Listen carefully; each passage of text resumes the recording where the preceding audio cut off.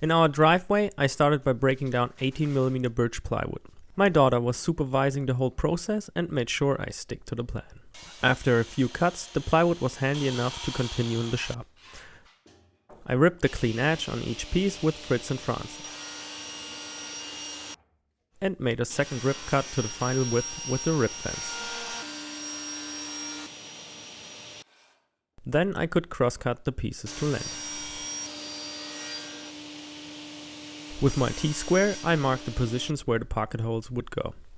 You can skip this step and just place them by eye, which works totally fine. Speaking of pocket holes, Craig, the sponsor of this video, hooked me up with their K4 master system. I secured the jig to 2 scrap pieces that form an L and could clamp it in my vise. For the adjustment of the depth stop of the drill bit, the jig offers this scale. Since I used 18mm material, I set the stop to the next larger setting of 19mm. The same applied for the drill guide and the jig itself. Then I inserted the dust collection attachment. Unfortunately, my dust port didn't fit, but nothing a piece of duct tape couldn't fix. I aligned the marks of my boards with the marks on the jig and clamped it tight. Turned on the dust collection and here we go. I was really impressed by how well the dust collection worked on this jig.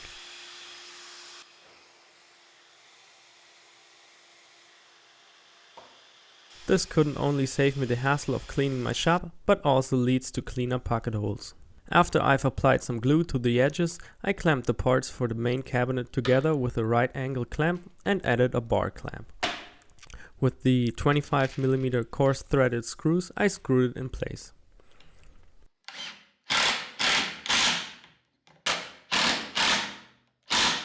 I did the same for the other side and made sure the parts stay flush by holding it in position with a face clamp. As usual, when I tried to make something square, it wasn't dead on and I forced it square. After the glue has dried, I marked the location for the holes where the bar for the flip top will be. With a 27mm Forstner bit, I drilled a hole halfway through. And because I found the slow motion mode on my camera, you get this slow-mo shot of the chips flying away. In the center of the hole, I drilled all the way through with my smallest drill bit.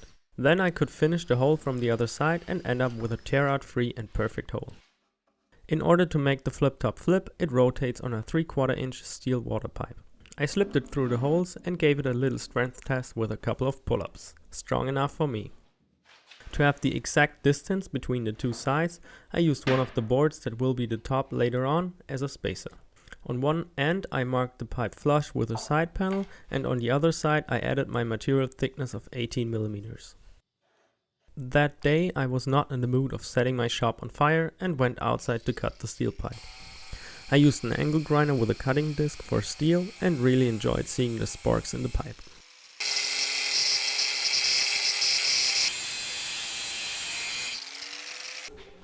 Back in the shop I eased the edges with a file. The flip top is made of 2 plywood panels sandwiched together with a pipe in the middle. To compensate for the steel pipe, I used some solid beech I had laying around from another project. I milled it to the exact thickness of the pipe's outer diameter. I ripped the beech to 60mm strips and cross-cut them to length. 2 long strips hold the pipe in the center and pieces along the edges make sure it becomes a sturdy top.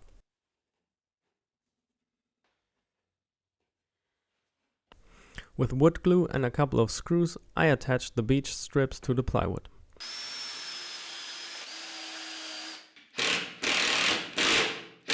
In order to ensure a tight and wiggle-free fit, I lightly clamped the pipe between the center strips before screwing the remaining pieces to the plywood. Next, I placed my sander on top of it and marked the screw hole locations. I added a strip of wood at each location to give the screws a little more to bite on when the sander will get installed. For the drill press, I could use one of the strips in the center. After spreading the glue, I dropped the second plywood panel on top of it. I made sure it is flush and added a clamp or 2 more than necessary. When I test fitted the top, I realized I made the hole for the pipe too high and therefore the top was not flush with the sides. To accommodate for it, I milled 2 beech strips to size and glued them in place with a couple of pieces of tape to apply clamping pressure. The The cabinet has two side compartments. The left one has a front, a back and a bottom and is accessible from the side and the top. The top acts as another work surface. I marked the pocket hole locations on all the panels and drilled them with the same settings as before. To make assembly easier, I used my bar clamps as a stop and screwed the compartment together.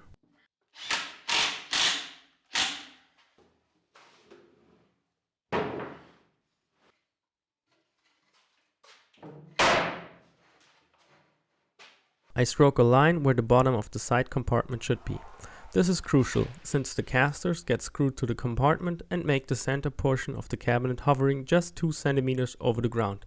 You'll see what I mean later on. I screw the compartment on the bottom and the sides to the cabinet. For the left compartment, I followed the same procedure.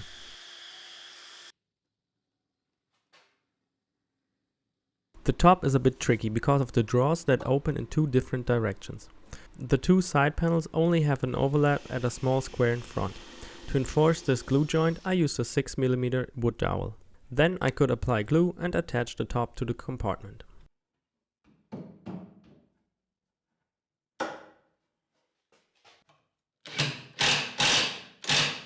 The left compartment is inset 18 mm to the front of the cabinet in order to accommodate for the drawer fronts and make them flush with the cabinet. On top, where the drawer opens to the side, I needed a trim to make the top flush with the drawers as well. On to the step that gave me the most headache in this project, breaking down a full sheet of 12 mm ply in my shop for the drawers. It was raining outside and I couldn't do it in the driveway. What you don't see, I had to roll the bandsaw out of the shop, disassemble the fence of my jointer, roll it elsewhere in my shop and clean up all the junk that has piled up on my router table / outfeed table. And still the dust hose blocking my way. Duct tape for the rescue.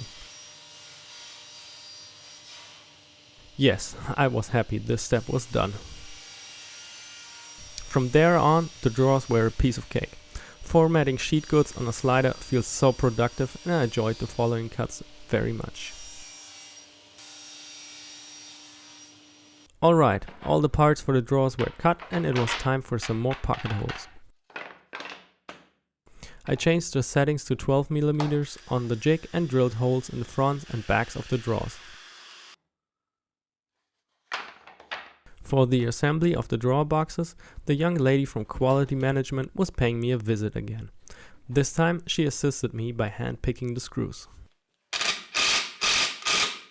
I installed the drawer bottoms right away. By making sure the sides of the drawers flush with the bottom, the drawers end up perfectly square. I drilled some holes, countersunk them and drove in the hand selected screws.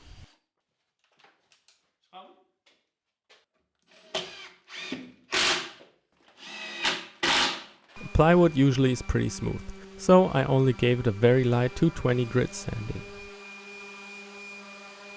With a chamfer bit in my trim router, I tackled the edges and really liked the look of the plywood facets.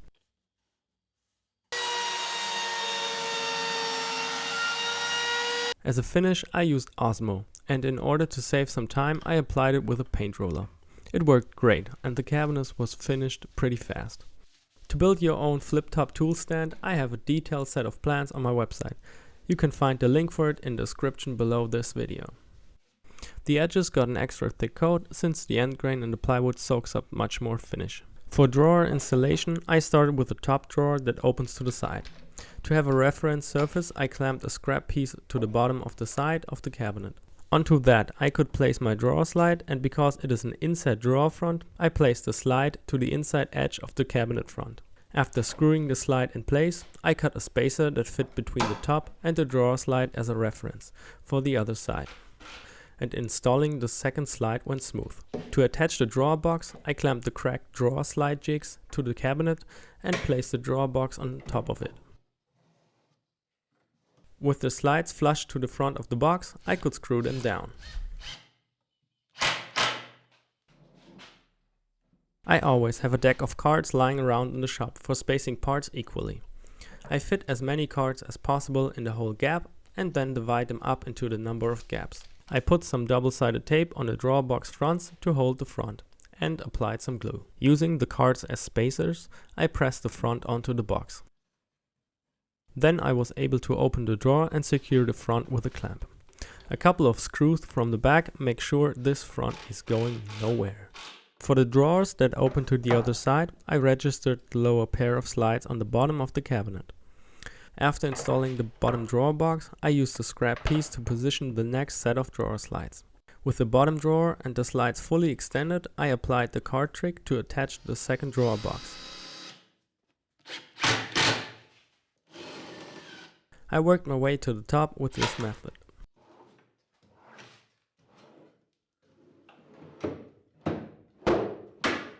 Now was a good time to add some temporary drawer pulls out of tape.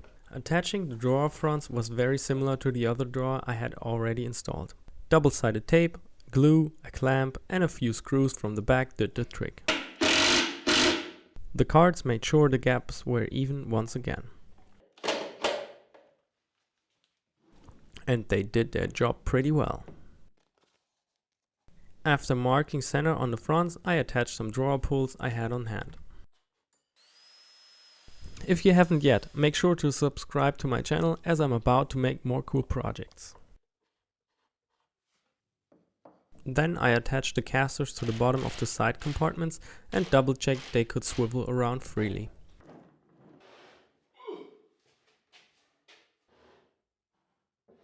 Somehow I made it work, but it was definitely not favorable for my back. By sliding the water pipe through the top, I finally gave the tool cart its coolest feature. Remember that I made the pipe one material thickness longer than the cabinet is wide? This is for the two end caps that give additional support for the pipe. I took two rectangular pieces of plywood and drilled a hole in the size of the pipe halfway through. Then I switched to a smaller Forstner bit and continued the hole. This is necessary for the power cord that will run in the pipe, and a small chamfer will save the cord from wearing down.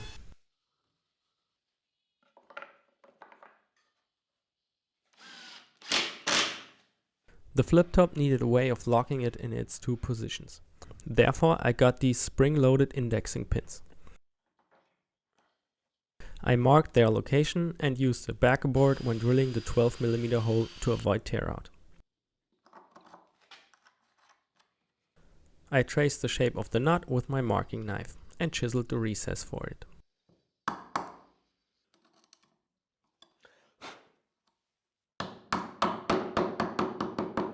The flip top would otherwise interfere with the protruding nut. With a washer on the outside, I fastened the indexing pins and it worked great.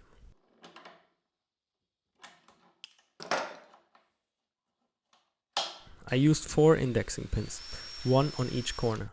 But in hindsight, I think the 2 in the front are enough and make the flipping operation even faster. I wanted to be able to have both machines on the tool stand plugged in all the time and don't worry about the stupid cords. Therefore, I decided to run a main cord through the center of the pipe and hook it up to both sides of the flip top. With the cord and the pipe, I hooked it up to a small distributor box that connects to an additional outlet, and the extension cord that gets plugged into the wall. Each side of the flip top received an outlet that are connected with another cord that goes through the top. Important to note with my setup is that the top cannot turn endlessly in the same direction, because the cord and the pipe would spiral up and break eventually. Finally, I could place the machines. I pre-drilled the holes for the fasteners and tightened them. If you're wondering why I'm using these rusty bolts, it's because these are the very same bolts my granddad used to attach this drill press to his workbench years ago. The belts for my belt sander tend to take away too much space, so a holder for these was way overdue. A piece of scrap cut a bit longer than the belts are wide makes a great storing solution. To prevent the belts from sliding off, I created a hook at the bandsaw.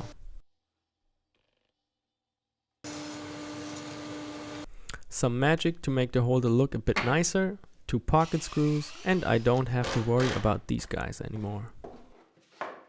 For the cast iron table of my sander, I needed a holder as well. Therefore, I sandwiched a bunch of scraps together to receive the thorn of the table and drilled pocket holes to be able to attach it to the cabinet. No fancy joinery here, with just glue and screws. Now the table has a nice place to go. The top could still rotate freely around the pipe, and I realized this could break the cables inside. A beefy screw connects the top and the pipe. I designed the cart in a way to have a third work surface on which my pocket hole jig has a permanent spot. The drawer underneath is for all the accessories: drill bits, clamps and screws.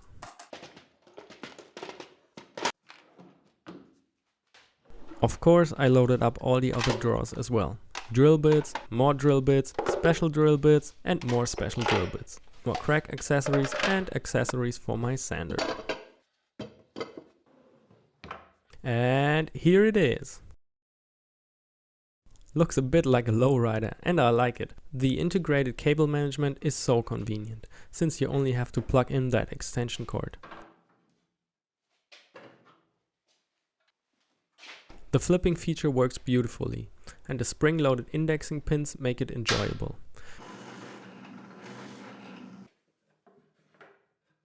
The third work surface with its dedicated drawers is now always ready for some pocket holes.